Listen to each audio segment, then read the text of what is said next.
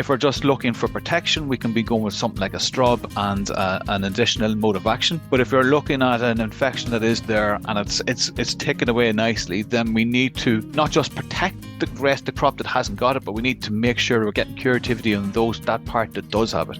So we'd be looking at an azole and a strub in that type of scenario to try and sort of knock it back and protect it going forward. Time brings change, not just for us, but for all living systems. We often hear about antibiotic resistance and the challenge it creates for human health, with infections becoming harder to treat. A similar process is happening within the plant pathogen world. Fungal populations are incredibly diverse and are constantly evolving, and where they are presented with a relatively narrow genetic base in many crop varieties, it's no surprise that fungicide resistance and new disease pressures are becoming more significant issues. You are listening to the latest episode of the Tillage Edge with me, Michael Hennessy. If you're enjoying the series, we'd really appreciate it if you could follow the podcast and leave a review on Apple or Spotify or wherever you get your podcasts from. Yellow rust is a fungal disease of cereals that continues to evolve, with new strains emerging and are becoming more aggressive over time. Last year, many wheat varieties, particularly those with similar parentage, became highly susceptible to the new yellow rust strain YR15. This has important implications for disease control in winter wheat crops this season. So today I'm delighted to be joined by Conor O'Callaghan, a Teagasc advisor based in Dublin, and Dr. Stephen Kildea, a researcher in Teagasc Oak Park, to discuss what we've learned from last year and how to best manage the risk this season. Conor, I want to come to you first. Traditionally, up your part of the country, yellow rust has been more problematic, I suppose, than elsewhere. How familiar do you think farmers are with the disease, and are they able to spot early signs of infection? The Northeast has been kind of the talking point around the disease. The Northeast to be the rust over the last number of years. Like farmers and growers are familiar enough with it. Go back to the days when Bennington was a lot of good popular variety sown around the Northeast, and Thorpe, JB Diego. The only difference, I suppose, with those was we knew what we had when we were growing Bennington. You knew it got rust, you knew how to control it. Sure. As regards farmers spotting it, yes, look, you'd typically see the pustules on the leaves and then come in then to yellow rings in fields. Farmers would spot it, I suppose. They probably have put it to the back of their mind in recent years with newer varieties that came to the fore that weren't probably susceptible massively to rust. But since some of those have changed now, the rust is back on the radar to the fore ahead of Septoria. And for those varieties that you seen last year, Conor, what were the ones that you seen were most vulnerable? Well, I suppose one thing over the last number of years, we knew that Graham used to get the juvenile rust, and we kind of could control that with a T0 and then the following up chemistry. But Champion was a variety last year that we were all worried about. The standability of Champion was really what we were looking for, not the rust. But at this time of the year last year, in kind of early to mid-March, it just broke down to yellow rust, and there was yellow rust in fields of Champions everywhere to be seen. You could be seen clearly from driving around roads. You could see the yellow rings typically found with rust in fields, and further investigation, and you could see that there was very bad levels of rust in Champion, especially. In saying that, Fitzroy got moderate levels of rust, but it seemed to kind of overcome it with the chemistry at T1. It helped get over the rust. Graham got rust as well last year, but like I said, the chemistry that was used in a T1 and some T0s that were put on Graham last year kept it at bay. And just with that, as you said, farmers were pretty good at spotting early signs of it, but were there any particular situations where it just got out of control and it was kind of difficult enough to control? Yeah, well, kind of last year, kind of at your typical T0 kind of timing. There was a few, we did meetings with growers, and some of them had Champion. They looked at a recommended list, which was an 8 for it last year, and some of them decided not to go with a T0. And I think that was one of the detriments of it then, because rust just got a hold in that crop, and they were chasing rust from the word go then, because it broke down so bad. Champion broke down so bad to the rust.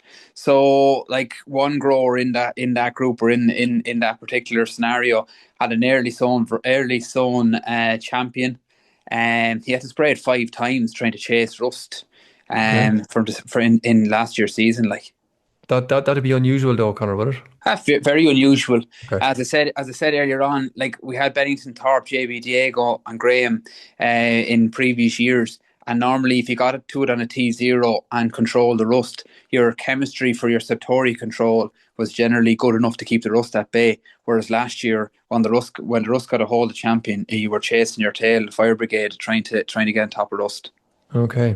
So, Stephen, just coming to you then, Connor paints a really good picture there in terms of, what's happening in the Northeast and what can happen when it does go out of control. You might maybe just circle back and just give people a visualization of what does yellow rust actually look like and what kind of conditions favor the spread of yellow rust within a crop.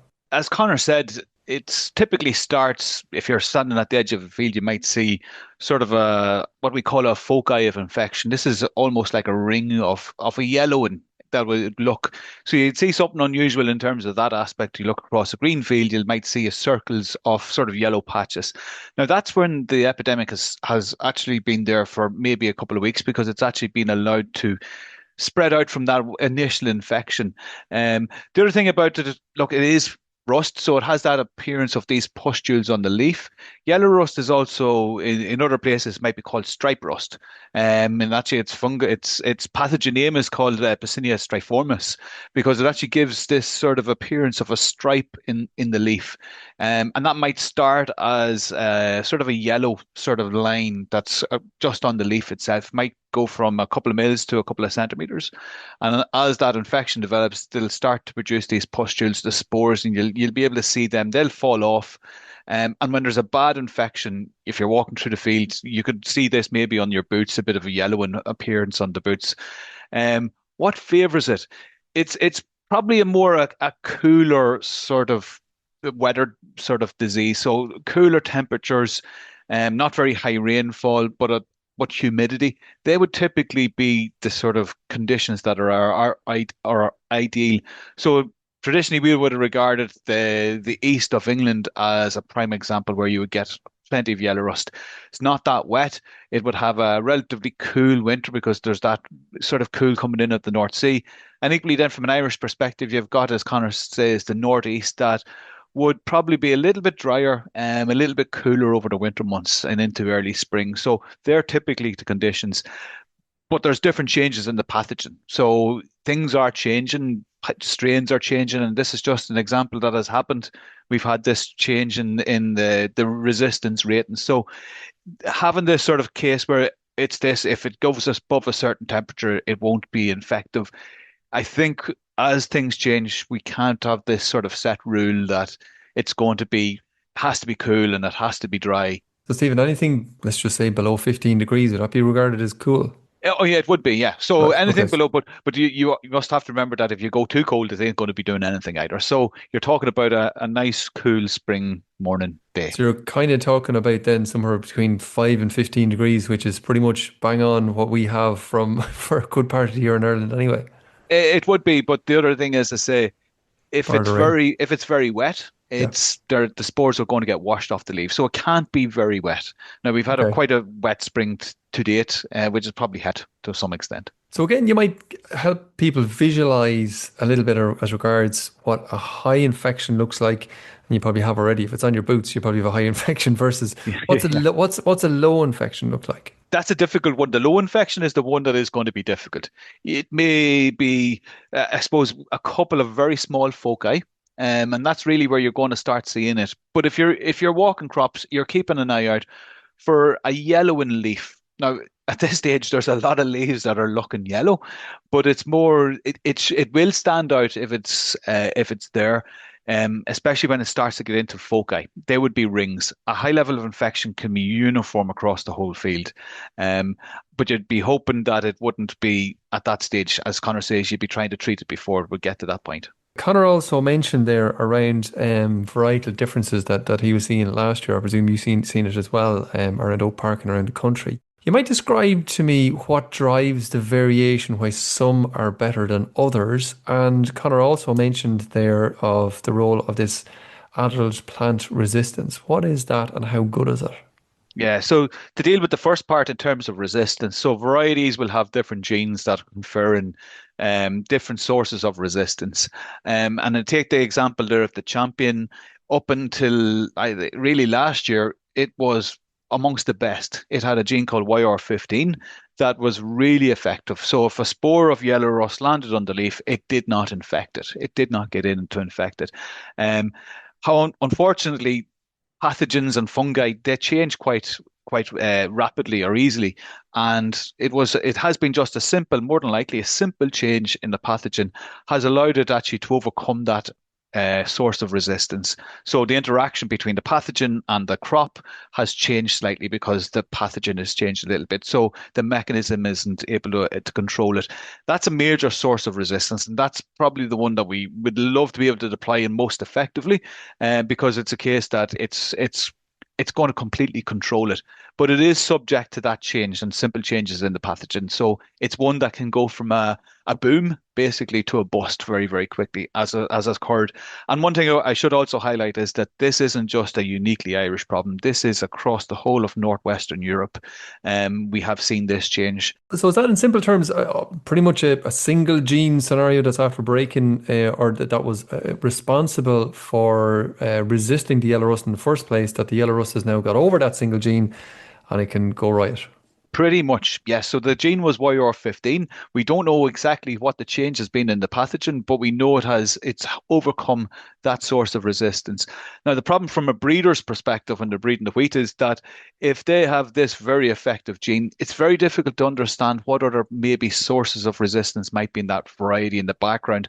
And that's why you will see some of the varieties that have YR15 may not crash as bad as some other varieties that have the same gene because they may have some additional source of resistance.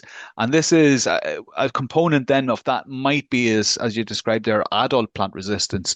So it may actually get a lot of infection early on, and Graham is one that we know is susceptible to yellow rust early at the juvenile stage. But as it moves through into its more reproductive, as it goes into stem extension, it sort of develops more of an ability to resist the disease. It doesn't become completely resistant, but it sort of fights it a bit better as it moves Okay. into that stage.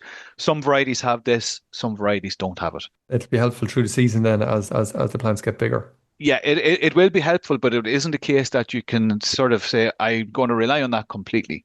Because if you have so much infection early on, you've already sort of started that amount of damage coming in. Okay, so Conor, can I come back to you just in terms of, we'll move on to, I suppose, this year, 2026. Have you seen any yellow rust or any reports of yellow rust in your area over the last couple of weeks? Yeah, it's. I don't think it's as bad as it was, or the pressure wasn't as high as it was this day last year, because of, I suppose, the weather we had last weekend was up in 16, 17 degrees. It was probably nearly too warm for us. But then today it's back 3 or 4 degrees here with an easterly wind.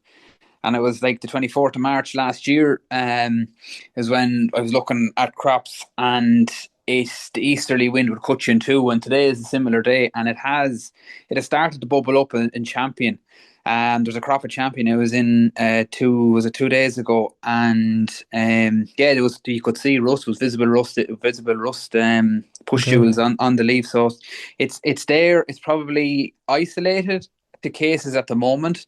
It's not as broadly as last year in fields, but it's definitely there. As you're going out walking a crop and maybe a farmer can do something similar, where do you tend to find it? Is there a particular part of the field or a hedge or, I don't know, behind a more sheltered part or a less sheltered part? Where would you tend to find it, or does it matter? Just looking at all parts of the field. At low levels, you'd find it can be in sheltered areas, even bits kind of hollows and fields or stuff, places like that, sheltered areas. But like when it gets going and the conditions are right, you'll find it all across the field. And from last year's experience, as you mentioned, it was pretty much this time of the year with that easterly wind kind of blowing.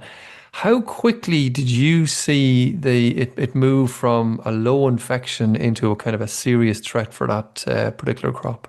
Well, as I said, it was the 24th of March. We had a meeting with growers, and we were looking at crops. Some of them didn't. go and spray that week. But by the 3rd or 4th of April, they were running.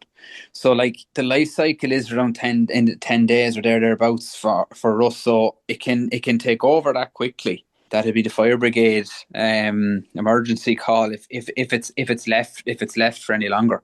Okay. Okay. So it's not something to just dilly-dally about on. You need to be on it as quick as it's there. Stephen, can I come back to you? You're hearing from lots of people from around the country. Any reports of yellow rust in Oak Park or maybe further afield, maybe further down south? We have a number of trials in Oak Park this year. There's one of them is actually sort of using sort of what's called sentinel plots to see what different strains are there. And we have picked up yellow rust in those. At 2 weeks at this stage, started in a very susceptible variety, has moved into a variety that would be a sort of a marker for that YR15. So we know that the strain that we have is the strain that is going to be virulent on Champion and Dawson. And we have a block of Dawson that we have found it in also. So it is about. But I just want to pick up on one of the things that you asked Conor there and where you might look at in the field. If you had yellow rust last year and if you had a field of it and there was some volunteers maybe over the winter months, it's close to that field is where I'd be looking at first and saying, okay, because that's where infection probably will be coming from at a local scale. If it's more regional, it could be anywhere in that aspect. But if you did have it last year, you did have a field that you picked it up, I'd be looking in where the closest crop to that field to start with and moving out from there. Okay. So from everything that you're saying, both yourself, Stephen, and Connor, Stephen, you're kind of saying that if you detect it, you're just going to have to move. Chances are or the weather is going to be reasonable for it. We have the susceptible varieties there, and it could take off very, very fast in your crop. What action should farmers take? Okay. What's the program, I suppose, of fungicides? Because we've no other choice, really, I suppose. Yeah, so the one thing I would say, the difference between this and say Septoria is going to be ubiquitous across the whole field. The yellow rust is unlikely to be that at the very start. As I say, and as Connor's mentioned, it'll probably start in a ring here of foci there. So it is a case that actually you're looking for trying to get protection is the best sort of scenario that we'd be looking at. You're trying to protect the crop. There may well be a little bit of yellow rust in it. It's not across the whole field. So you're trying to get the protection across everywhere else that doesn't have it in that aspect. So we sort of built a decision sort of tree on this at the, I suppose, the tail end of last year to try and build, okay, what type of scenarios might we have? I think we are going to be looking at that T0, that pre-stem extension type of an application to get protection across those susceptible varieties, even if yellow rust isn't there. And those susceptible varieties, we want to prevent it from coming in. If yellow rust is there, then it's a case of, okay, how does that sort of application look like? If we're just looking for protection, we can be going with something like a strub and an additional mode of action. But if you're looking at an infection that is there and it's ticking away nicely, then we need to not just protect the rest of the crop that hasn't got it, but we need to make sure we're getting curativity on that part that does have it.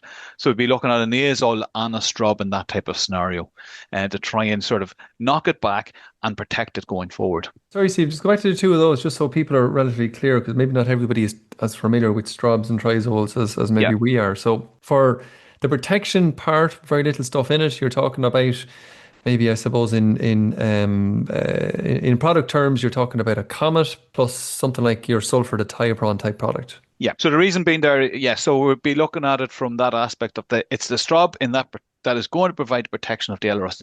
Your sulfur or your fulpit, whatever you may be mixing, will not provide yellow rust protection. It is there from a septoria aspect, but equally because you cannot use the strubs alone. They have to be applied with an and rates of those, you're talking about a full rate of that Comet? Yeah, in the more susceptible varieties, you do need to get a good protection. If it's, I suppose, some level of more moderate resistance, you may well be able to reduce that rate, definitely. But you'd probably be at 80% most of the time, would you? If the conditions become more favourable to yellow rust over the next 10 days, yes. Okay. And the second part of it then, so there is some yellow rust in the crop.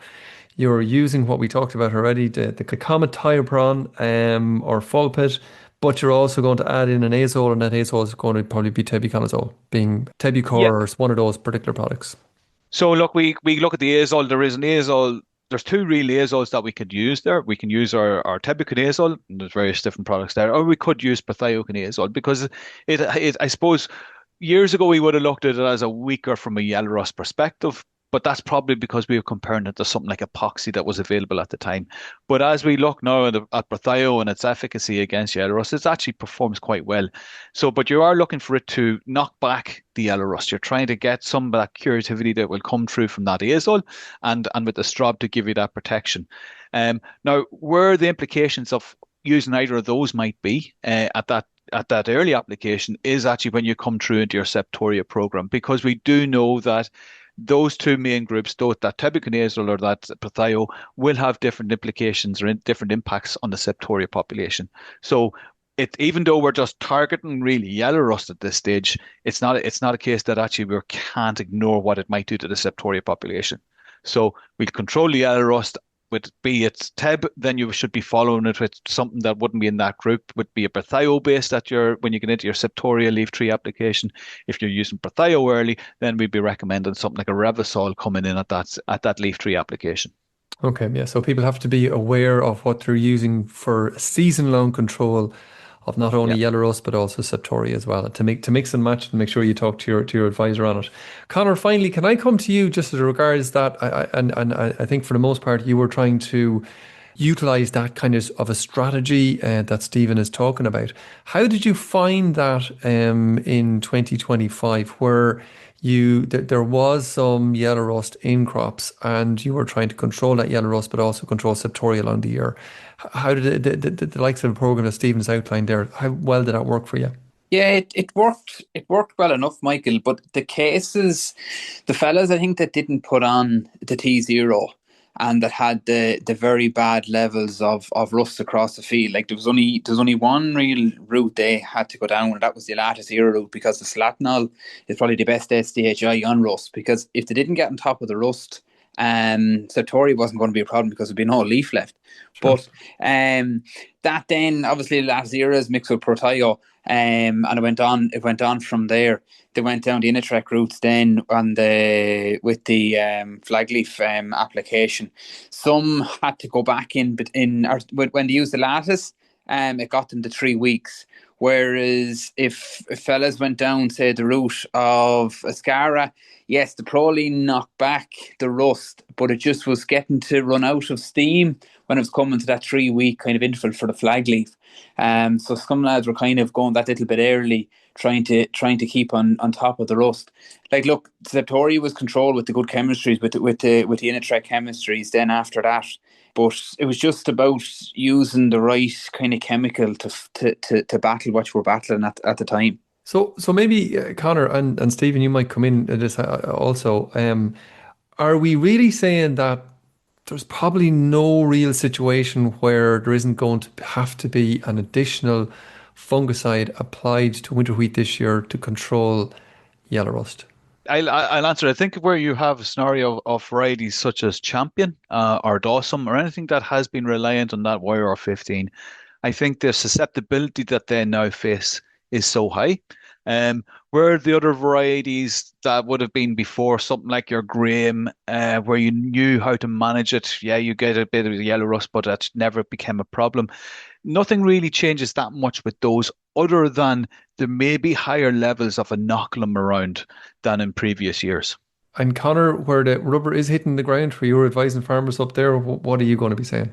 Yeah, I think it'll come back. It'll come back down to the variety and how bad or what levels of rust we're dealing with, and I think that's what will make the decision at the end of the day as to what kind of route or what product is chosen at each time. Because, like, it's as we said there, as we said previously, like, we can't. We're trying to fight what we have in front of us, and we just have to use what we can to the best of our ability. Then. So we're probably a month away from the main T1 fungicide, or the leaf 3 fungicide, I suppose, in winter wheat, Conor. So there is a month between now and then. So should all farmers be out walking their crops every 2 or 3 days to keep an eye on this yellow rust? Absolutely. Like, it's a massive wheat growing area, and like a lot of the knocklem can move very quickly and move from field to field. So farmers need to be very vigilant and walk their crops. And like, look, if they've any hesitations, there's a lot of agronomists up here in the northeast that are walking crops and doing a great job. And look, give any of them a ring or ring myself, and just to confirm what you have and come up with a plan then to keep rust at bay. Okay, brilliant. Listen, it's a changing situation out there from one year to the next. So Conor, thanks very much for all of that, and Stephen as well. Thanks very much. Thanks, Michael. Thanks, Michael. So that's it for this episode, and my thanks to Conor and Stephen for joining me on the show. If you enjoyed the podcast, then recommend it to a friend or colleague, and as always, rate, review and follow on Apple or Spotify so you never miss an episode. And for more information, go to teagasc.ie. I'm Michael Hennessy, thanks for listening, and I'll be back next week with more tillage news and advice.